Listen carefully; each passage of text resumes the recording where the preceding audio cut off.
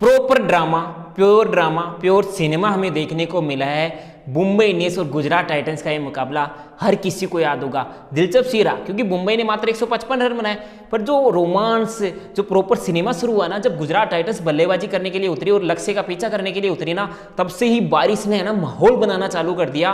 और जब power play खत्म हुआ ना, तो 6 ओवर में गुजरात टाइटंस की टीम ने मात्र 29 रन बनाए थे और डीएलएस पार स्कोर के हिसाब से 40 रन होने चाहिए थे। मतलब कि गुजरात टाइटंस की टीम 11 रन से पीछे चल रही थी। उस वक्त हार्दिक पांड्या ने सहानुभूति दिखाई और सोचा कि टाइम आउट ले लेते हैं, ये 2.5 मिनट का टाइम आउट हो, तब तक हो सकता है कि बारिश तेज हो जाए, क्योंकि बारिश लगातार चल रही थी। वो उम्मीद कर रहे थे अगर तेज बारिश हो जाए तो हम ये मुकाबला जीत सकते हैं, पर तेज बारिश नहीं होती, मुकाबला वापस शुरू होता है। फिर वो डीएलएस की लड़ाई चलती रहती है। 14वां ओवर समाप्त होता है, उस वक्त फिर बारिश आती है और उस वक्त हल्की हल्की बारिश चल रही थी।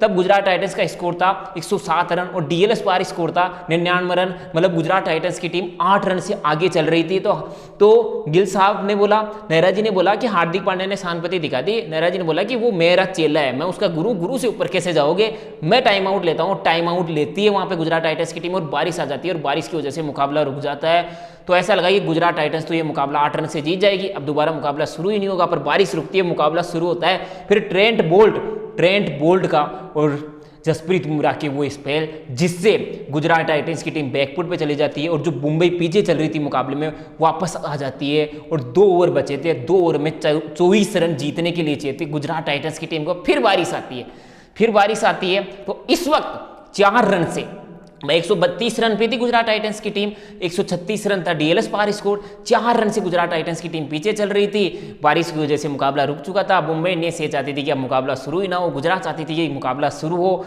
फिर बारिश रुक जाती है भाई, 12:30 का एक कट ऑफ टाइम था, तब तक मुकाबला शुरू होना जरूरी था। अगर नहीं शुरू होता तो मुकाबला खत्म कर दिया जाता बारिश की वजह से और मुंबई ये मुकाबला जीत जाती। अब गुजरात वाले चाहते थे कि मुकाबला शुरू, बारिश रुक जाती है। बारिश रुकने के बाद में भी एम्पायर्स नहीं आते ग्राउंड के ऊपर और जो ग्राउंड स्टाफ है ना वो कवर को हटाना चालू नहीं करता है। वो तो राहुल तेवटिया, नेहरा जी गुस्सा होते हैं, बोलते हैं कि यार बारिश रुक चुकी है, आप कवर्स क्यों नहीं हटा रहे हो। उसके बाद में कवर्स हटाए जाते हैं। मतलब पूरी मुंबई ने कोशिश करी, ग्राउंड स्टाफ ने कोशिश करी कि मुंबई को ये मुकाबला जिता ही दे, पर बारिश पूरी तरीके से रुकी, कवर्स हटे। फिर मात्र एक ओवर का गेम बचता है जिसमें 15 रन गुजरात टाइटंस को जीतने के लिए चाहिए थे और वो 15 रन है ना गुजरात टाइटंस की टीम बनाती है, मुकाबला जीतती है, पॉइंट्स टेबल में टेबल टॉपर बनती है। पर मुंबई इंडियंस के हालात खराब हो चुके।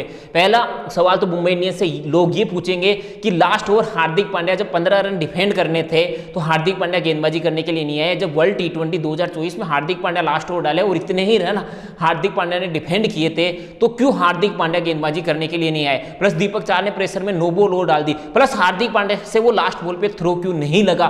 तो प्रेशर सिचुएशन में, नर्वस सिचुएशन में जो मुंबई बेहतर लग रही थी, इस मुकाबले में मुंबई बेहतर नहीं लगी। इसीलिए मुंबई का अब प्लेऑफ्स का जो सिनारियो है ना वो फंस चुका है। हो सकता है कि मुंबई इंडियंस प्लेऑफ्स के लिए क्वालिफाई ही ना करे, क्योंकि 12 मुकाबले मुंबई इंडियंस ने खेल लिए यहाँ पे।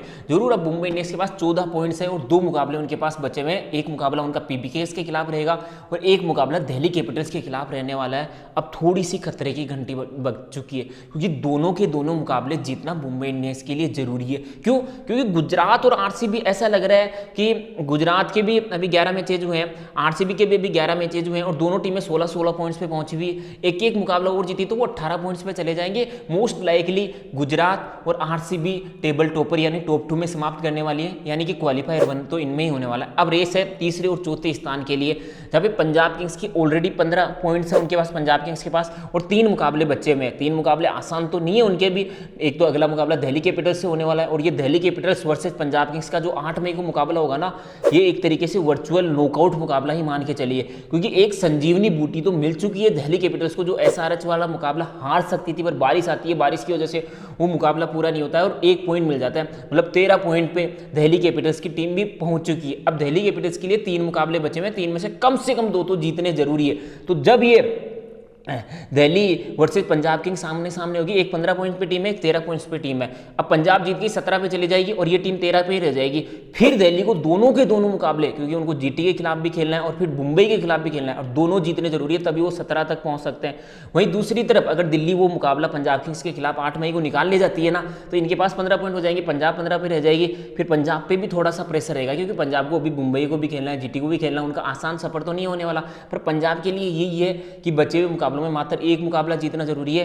वहीं दिल्ली कैपिटल्स के लिए जरूरी है कि एक संजीवनी बूटी मिल चुकी है, पर अब भी मुकाबले उनके लिए जीतना जरूरी है। और तीनों मुकाबले मोस्ट लाइकली हो सकता है कि 17 पे जब नेट की लड़ाई आए तो उसमें भी उनके लिए मुसीबत हो जाए। पर मुंबई इंडियंस के हालात अब खराब हो चुके हैं भाई साहब। मुंबई इंडियंस की टीम है इस वक्त 14 पॉइंट्स पे। अब 2 मुकाबले हैं। अगला मुकाबला पंजाब किंग्स तो अभी टॉप फॉर्म में चल रही है, जीतना आसान नहीं होगा। देखो मुंबई भी तगड़ी टीम है, मुंबई हरा सकती है, पर वो मुकाबला अगर गलती से हार गई पंजाब किंग्स के खिलाफ मुंबई इंडियंस तो 14 पे ही रह जाएगी। फिर उनका लास्ट मुकाबला 15 मई को दिल्ली कैपिटल्स से होगा, दिल्ली वर्सेज मुंबई आमने सामने। और आप सोचिए अगर दिल्ली भी अगले अपने मुकाबले हार जाती है दोनों मुकाबले, और मुंबई अपना अगला मुकाबला पंजाब किंग्स के खिलाफ हार जाती है, तो दिल्ली कैपिटल्स रहेगी 13 पॉइंट्स पे, मुंबई इंडियंस रहेगी 14 पॉइंट्स पे। फिर दोनों के लिए जीतना जरूरी है। दिल्ली मुकाबला जीती तो 15 पॉइंट्स पे जाएगी, मतलब मुंबई इंडियंस 14 पॉइंट्स पे रह जाएगी। फिर मुंबई इंडियंस मुकाबला जीती वो 16 पॉइंट्स पे चली जाएगी, और पंजाब किंग्स मोस्ट लाइकली अगर अगला मुकाबला जीती वो 17 पे चली जाएगी। तो पंजाब किंग्स भी एक टीम हो जाएगी जो क्वालिफाई कर जाएगी। फिर मुंबई इंडियंस 16 पे रहेगी, और 16 के साथ उम्मीद करनी होगी केकेआर मात्र एक मुकाबला हार जाए, क्योंकि केकेआर अगर अपने सारे मुकाबले जीती है ना तो वो 17 पे चली जाएगी। तो हो सकता है कि 15 मई को जब मुंबई वर्सेस दिल्ली कैपिटल आमने सामने हो, वर्चुअल नॉकआउट मुकाबला हो, जो टीम जीते आगे जाए। हो सकता है कि